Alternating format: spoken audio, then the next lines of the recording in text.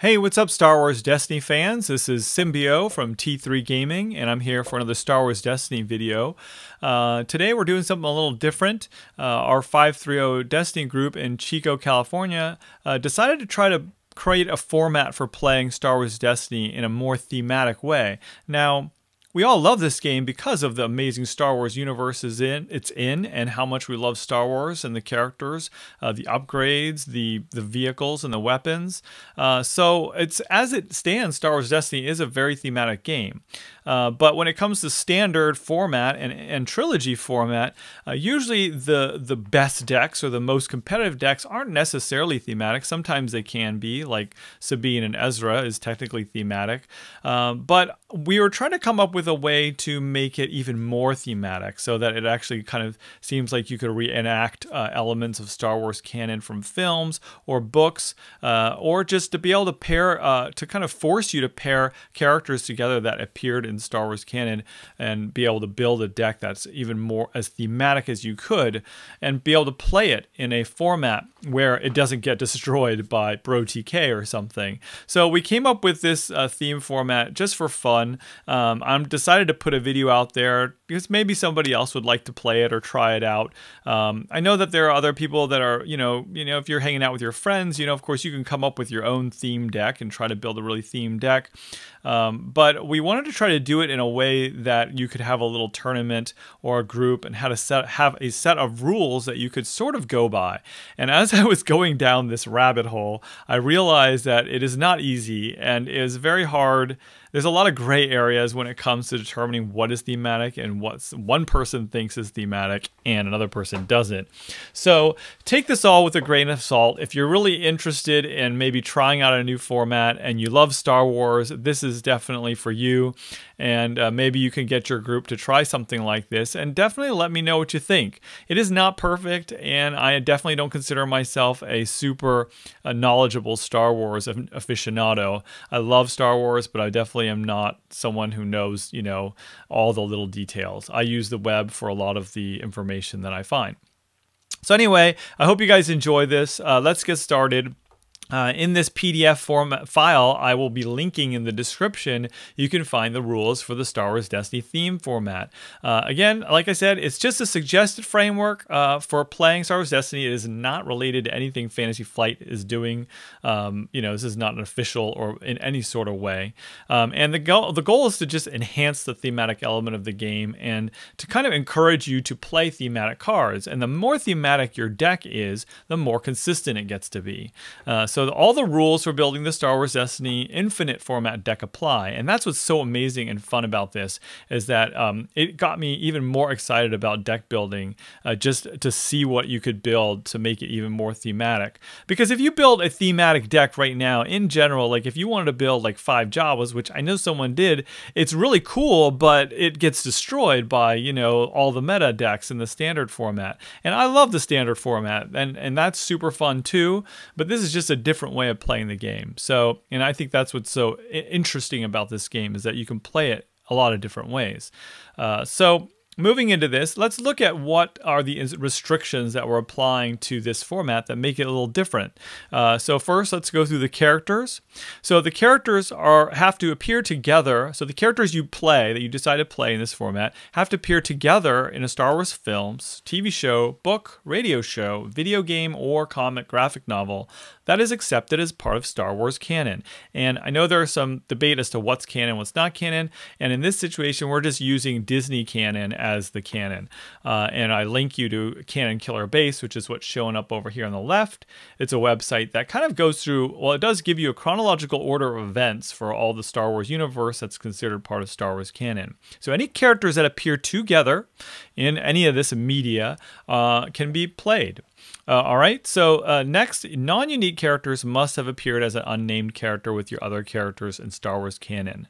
So non-unique characters were kind of hard for me to figure out how to fit in, because there are some instances where non-unique characters are pretty obvious, like Jawas. They don't have names, so yeah, sure, you can play Jawas, but they usually appear together with other Jawas. That would be the most thematic element. You also got Gamorrean Guard, right? So in my example, I say, Gamorrean Guard appeared with the Jabba the Hutt, the Great and Mighty in the film, Episode 6, Return of the Jedi. So you can play 3 Gamorrean Guards, or you can play 5 Jawas. You could also play, I think, 2 Gamorrean Guards and a Jabba the Hutt, or maybe it's just Gamorrean Guard and Double Dice Jabba, but you have to figure that out. So that makes sense, right? You can play a non-unique character. But, for example, Outer Rim Smuggler is a really gray area, because I don't know if there's actually an Outer Rim Smuggler in any of the, Star Wars canon. But, playing 3 of them would definitely be thematic. So, you and your group are going to kind of have to come up with some of the gray area and make sure you're all on the same page. So, hope that makes sense there. The next one is the version of your character must be from the same film, scene, book, or era in which they appear in Star Wars canon. So I also mentioned here that this is definitely a gray area that players should agree upon.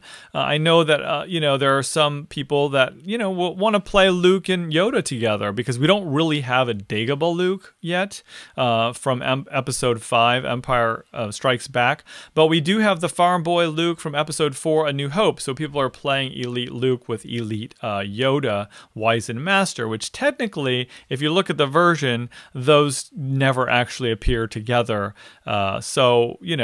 It's, of course, it's fun. If you're doing that and you're enjoying it, then great. In this format, though, what we're trying to do is basically make it so that the versions, as this grows, the versions are the versions that are played together to make it more thematic. So, your group can decide if you want to be a little bit more strict about that, or you want to, let it be a little more flexible. So in this example, I basically say Luke Skywalker, unlikely hero, which is from Legacies.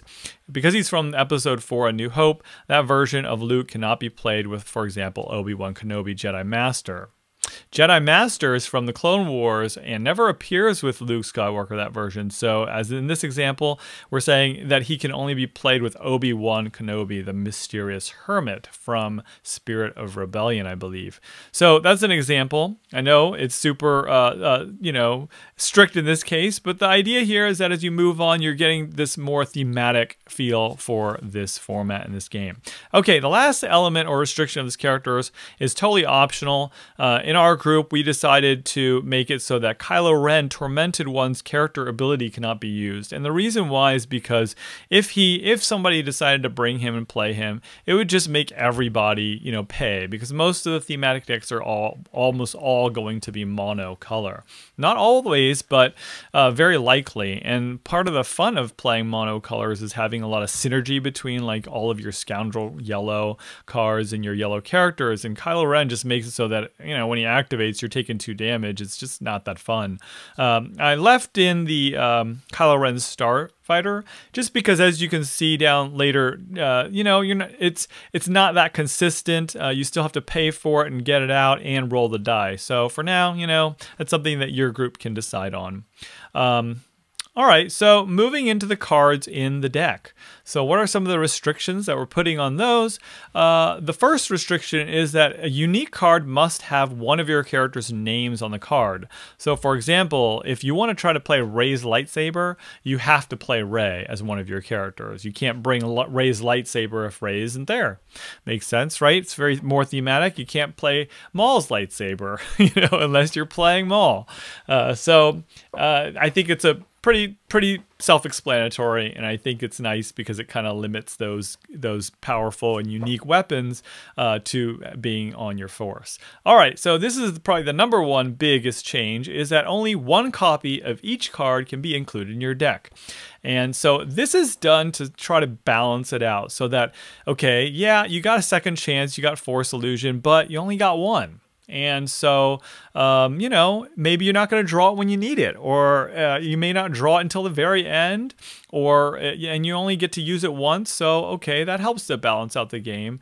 And it makes it a little bit more kind of random as to during which fight are you going to be able to get that to appear, Now, there are some exceptions, and this is what makes it more thematic.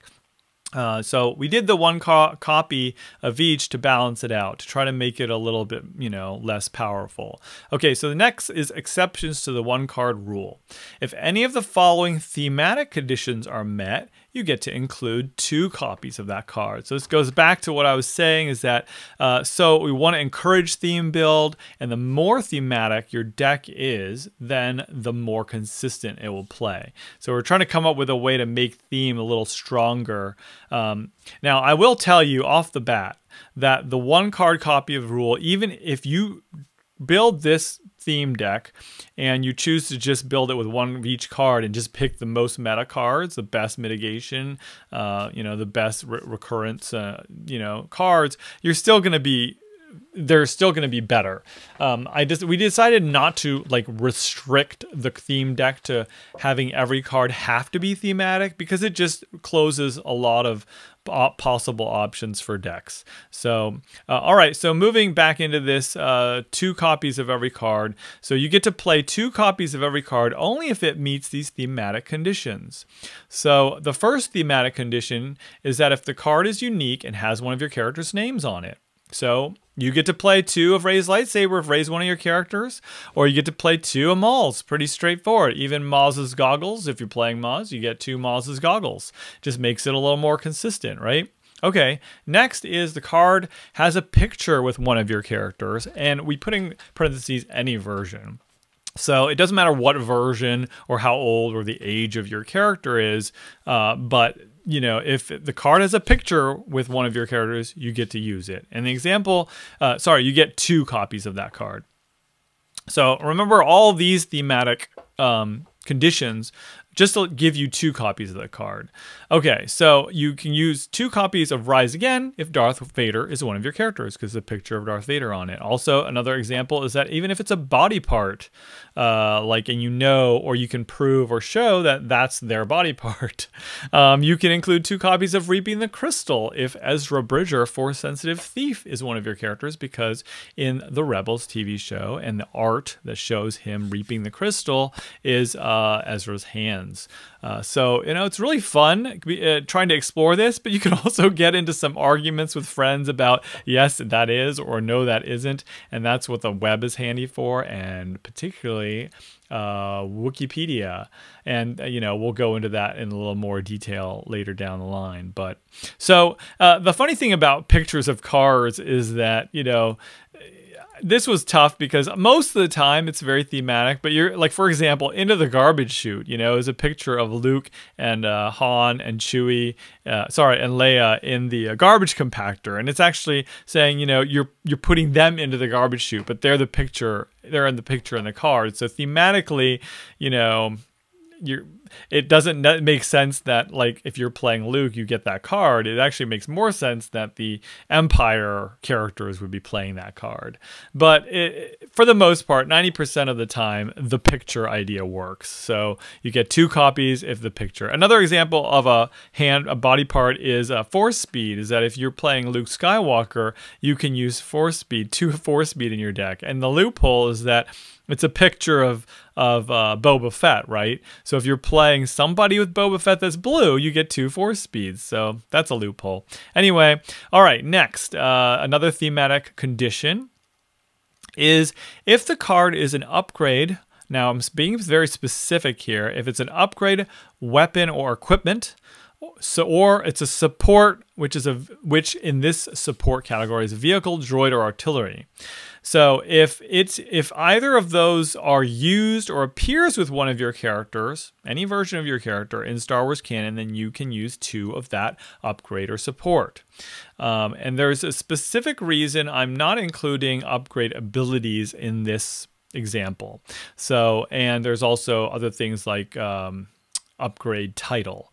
And I think, anyway, I'm being very specific here because it's easier to clarify whether or not these are actually used in canon. So the example I'm going to use is the DL-4040 Heavy Blaster, which is very obvious.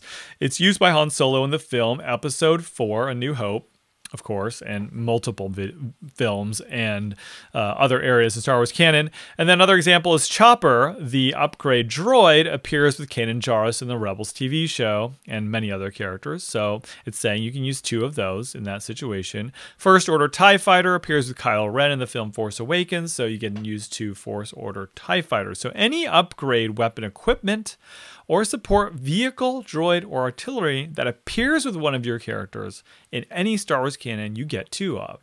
Okay, so now I'm just going to note upgrades or supports with no subtype are not included in this condition. Example, running interference. It's a support, doesn't have a subtype of any kind. It does have a picture of Zeb on it. So if you want to play 2 copies of running interference in your Zeb deck, that's cool. But I'm in this example, you don't get to, because Zeb appears, for example, with Sabine, it doesn't mean you can play 2 running interference. And so we're trying to do this balanced in a way so that you don't, make super broken combos. But I know we all know that even if you create this format, cream is going to rise to the top and there's going to be the best decks. But we're just trying to figure out a fun way to do this. All right, so generic upgrades like lightsaber count as any lightsaber used in Star Wars canon. So there were some generics that we decided to try to make useful. So like anybody that uses a lightsaber in canon gets to use the generic lightsaber. Now we don't have really a generic blaster other than maybe like a hidden blaster or something like that, a holdout blaster. So, those can be gray areas and you'll have to work with your team or your group on that. But for specific models like a DL-17 or a DL-44, if you use Wikipedia, like for example here, you can look up the weapon in Wikipedia and it will tell you, like, at least it'll tell you affiliation, like whether that type of person, like a bounty hunter or a smuggler, would use that weapon. And then specifically it'll tell you the appearance, as well as I think they used to have an area that says what weapons, who actually uses that weapon. But I'm not finding it. Well, like here, it does say like one smuggler, Han Solo, is a weapon of choice, right? So Mara Jade, which is not canon, I don't think, talks about that too. But anyway, so like if you want to try to find what weapon gets used, you can just look in here. We can look at DL-17. Oops, DH-17, right? Yep. So you could see a DH-17 blaster here and who uses that. For example, if you really want to be really thematic, E11 blasters were used by the veteran stormtroopers and the F-11Ds were used by the First Order stormtroopers. And you'll be able to kind of look in through here and prove all that stuff. So all right, next. And again, if you want to play non-thematic upgrades in this format as a theme deck, you can. You just only play one of them. And we felt like that was a fair balance so that you could still play decks, and it very well could be that those are, of course, still going to be the most powerful than playing a theme. But I'll get to down the bottom, I'll get to what if you make a really thematic deck, you get some benefits. So, all right, next we've got a card is an upgrade ability, and one of your characters, any version, is listed in Wikipedia as a practitioner of that ability in Star Wars canon. So, abilities are tough because most of the time, like some of the examples of abilities, you just can't, they're so vague as to whether you can prove who uses it. Like second chance, like who has a second chance? Like who are you going to argue that Han has a second chance? It's got a picture of Finn on the card, so Finn automatically gets used too in this format. But like people arguing about whether somebody had a second chance and try and prove it just sounds too difficult. So we just took that out. You can't use those. Like the only time you can use 2 of an upgrade ability is if you find it in Wikipedia and it says that that person or character is a practitioner. So like another example of a bad one is fearless. Like how can you define if somebody's actually fearless or if somebody has coordination, right? So those are always going to be one-ofs in this format unless they're listed in Wikipedia. One of the examples I have here is force speed. And force speed in here if you search the Wikipedia, it'll show you examples and it'll show you a list of notable practitioners. You got Darth Sidious, Mace Windu, Luke Skywalker. So, these are all, who we would consider, okay, they can use 2 force speed. Another one is Makashi training. If you look up, and what's fun about this is you can actually learn so much more about the depth of the Star Wars universe, and it just makes your game playing more fun. So here you've got Form 2, which is another version for Makashi. And in their Makashi, you've got notable practitioners: Qui-Gon, Grievous, Dooku, Shakti, Darth Vader. So those are people you get to use double Makashi training as an upgrade ability. All right, I hope that makes sense. So I did talk about that the rules here are used in Wikipedia in order to lessen the debate over what abilities were used by whom. All right, next. What else do you get to use two of? Card is an event and has a picture of or includes the name of one of your upgrades or supports that was used or appears with one of your characters in Star Wars Canon. So I know that's a long sentence. What does that mean? So I didn't want you to just be able to use any two events. So the example here is that, for example, the Millennium Falcon is a vehicle, and it's flown by Han Solo in the film Episode 4, New Hope, and of course many other places. It's also used by Rey and Chewie, right, in Force Awakens. So if you include two copies of the Millennium Falcon, you may also include two copies of Hyperspace Jump or Garbage'll Do. So the example here is that if you have an upgrade that you have two copies of, then you can also play an event that has a picture of that upgrade. And the reason we're doing this is because I wanted you to be able to have to be able to make more thematic decks. So like example, Garbage'll Do is very thematic with the Millennium Falcon, and definitely so is Hyperspace Jump. Now I know other ships can Hyperspace Jump, and that's, you know, of course one of the limitations of this thematic element, but you know, it's like the most effective, and it's a yellow Hyperspace Jump, so it kind of fits with the Falcon. So another example is you can play two copies of Probe Droid, which is a support. If you play two copies of the Probe Droid support, then you get to play two copies of Probe because it's a picture of the probe. Another example that's pretty effective is if you play two copies of any lightsaber upgrade, you get to play two copies of lightsaber pool. So for the Jedis, I wanted to make it so that if you're playing any lightsaber upgrade, because it's already limited in the ability of what you can play, having a lightsaber pool in there so that thematically your Jedi can go and get that lightsaber when they need it, it just makes more sense. I thought that might be more fun. So it has a picture of a lightsaber on it, right? Okay, next, moving on. If the card has the name or flavor text on one of your characters, and the example here is that you can include two copies of Grand Moff, the card or upgrade Grand Moff, if Tarkin Grand Moff, which is the subtext, is one of your characters. So I'm not sure how many instances that actually occurs, but I figured for the most cases that is definitely going to be thematic. Like if you have, for example, you know, Tormented One, Kylo Ren Tormented One, and later down the line we get an upgrade or an event that says Tormented One, you know, and then I think it's thematic enough that would fit, that you could play two copies of that.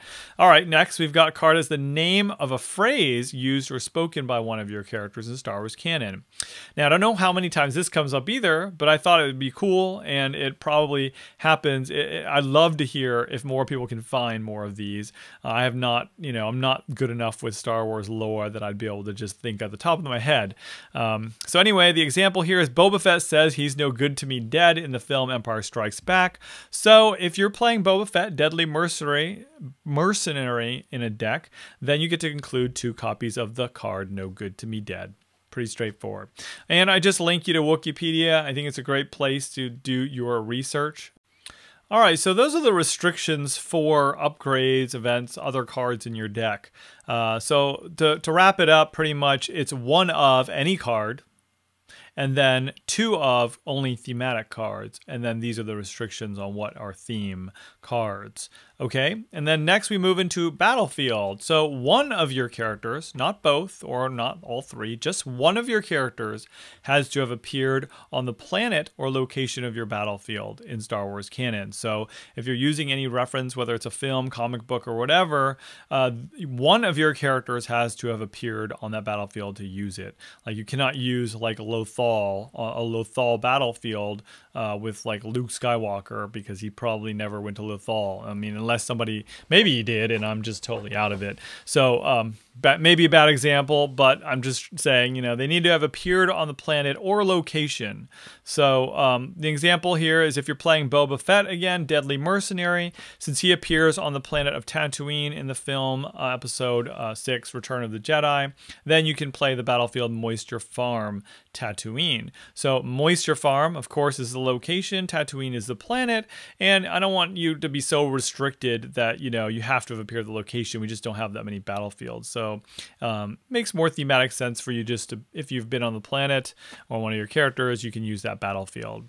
All right, so lastly, we have what's called a super thematic resource bonus, and this is what makes what we're calling a super theme deck.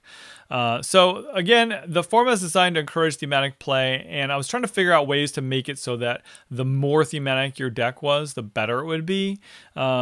And it's really hard because I don't want, you know, we don't have enough cards entirely that you can make every deck totally thematic. And what's kind of interesting is that because, you know, you've got iconic characters like Luke who appear on so many cards, it's going to be easier to make a super thematic deck with Luke. And then cards that are less important in terms of the character's appearance in film or canon, they don't get as many cards. Like there's actually a lot of Boba Fett cards, even though he's actually not in that much, but because he's such a popular character in the theme in the world, he gets a lot of pictures and upgrades and that kind of thing.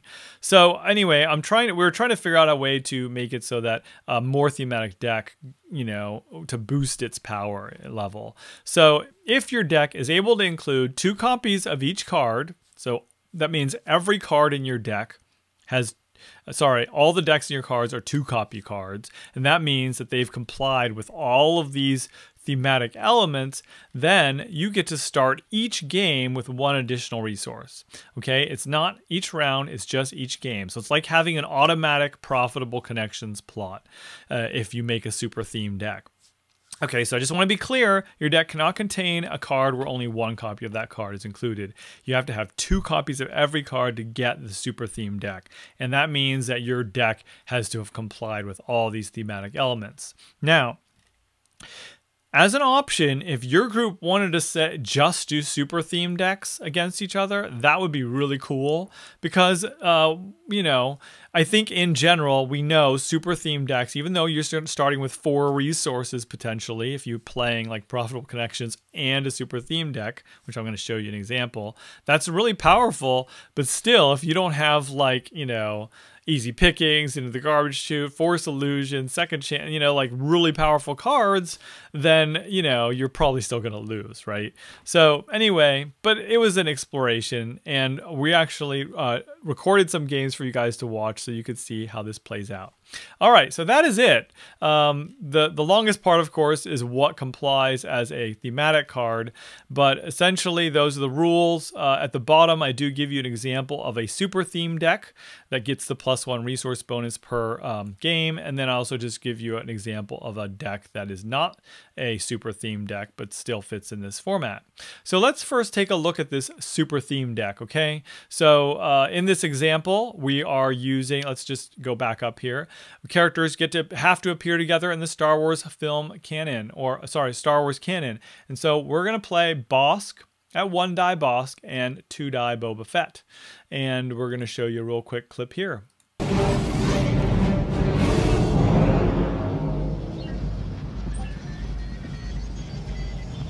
Bounty hunters. We don't need that scum. Yes, sir.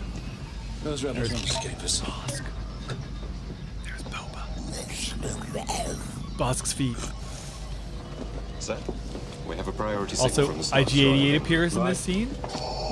There will be a substantial reward for the one who finds the Millennium Falcon. You are free to use any methods necessary. There's but I want Boba, them alive. IG. No disintegration.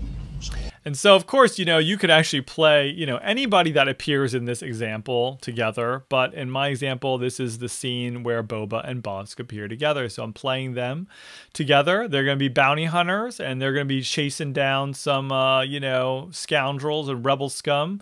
And then because I'm only playing one die Bossk and double dice Boba, I get to play Profitable Connections. So I get to start the game with one extra resource there. And then I got the super theme deck, so I get to play 4 resources. So let's take a look at what is in this deck. So my characters comply with all the restrictions in the characters since they appear, and the versions of the characters. In this case, you know, Boba, they don't really have multiple versions. So, and then there's no restriction on plots. So now, in order to make this a super theme deck, I have to comply with all of these for every card. So if we just take a look at the upgrades, we've got the flamethrower, right? And there's a picture of Boba on it. And we also know Boba uses that upgrade. Hunter Instinct has a picture of Bossk, so I get 2 of those. I got 2 jetpacks, again, picture of Boba Fett, although I was arguing with somebody that I'm pretty sure it is Boba, but we know that is Boba. And that is his, and he of course has a jetpack. And then we've got the Relby V10 mortar gun, which is Bossk's hunting rifle. So another very thematic deck upgrade. And then you've got wrist rockets, which are very clearly Boba Fett, right? So you get 2 of those. And then you've got Houndstooth, which is Bossk's ship, which is going to help us make money for this deck because we need to make money. Even though we start with 4, because it's a super thematic deck, you've got a lot of expensive upgrades in here. And you've got about 10 upgrades, which is pretty average for upgrades, but you know, there's they're 3 cost. That's a 3 cost. Wrist rockets is a 3 cost, so it's pretty expensive. And then you've got My Kind of Scum, because there's quite a few disrupt sides on these dice. It is a little slow, but it does have a picture of Boba on there. After you resolve a die showing disrupt, you may exhaust support to gain resources equal to the number of resources your opponent just lost. So hopefully you can get more resources by disrupting other resources. You've got the Slave 1 from the Legacies starter. This is the cheaper Slave 1. I opted to play the cheaper one just because I'm already going to be short on resources, and that is Boba's ship. And then moving down in events, we got 14 events. You've got Entangle, which is super cool from the Return of the Jedi, when he's trying to shoot the cable, the cable launcher wrist rockets and to entangle Luke here. And again, it's a good, so you're trying to balance out with some mitigation, but it is pretty expensive again. So then we've got Go for the Kill, a nice picture of Bossk also to play 2 of. Resolving one of your dice, showing range damage, treating the damage as unblockable, so you can get around some shields for 0 cost. And then you've got this No Good to Me Dead card, which is, again, one of the examples where if it's a phrase spoken by one of your characters, you get 2 of. It doesn't really help you that much in this deck. I don't really, you know, if you really need the resources, which are more important than maybe 2 damage, so you can get 6 damage off, I think it could be really good. But again, very thematic here. The next one is Relentless Pursuit, another card with a picture of Boba on it, moving up to 2 damage from an opposed character to another character, which kind of works in line with Bossk's ability to move damage. So I'm not sure exactly where we would use that unless there was more maybe indirect damage coming out of this deck, but there really isn't that much. But there is some synergy to it, and of course it's just fun, right? Playing these thematic cards. And I'm sure some of you deck builders can build way better thematic decks, so I'm hoping to see some more theme decks. Post them in the comments and shoot me a link on Facebook or whatever. I'd love to check them out. All right, so I'm also playing a very high cost mitigation card, Reversal, which is also got a picture of Boba, and then Subdue, picture of Boba in the carbon freezing chamber with Vader. This is actually a really good mitigation card. And then last we have Take Flight, another picture of Boba Fett. That just gives us a little bit of ambush and reroll abilities, since we are probably don't have a lot to like focus our dice to do what it wants. So very thematic. It's really cool just to have all of the cards together. And then we're playing a very thematic battlefield, which I just chose for fun.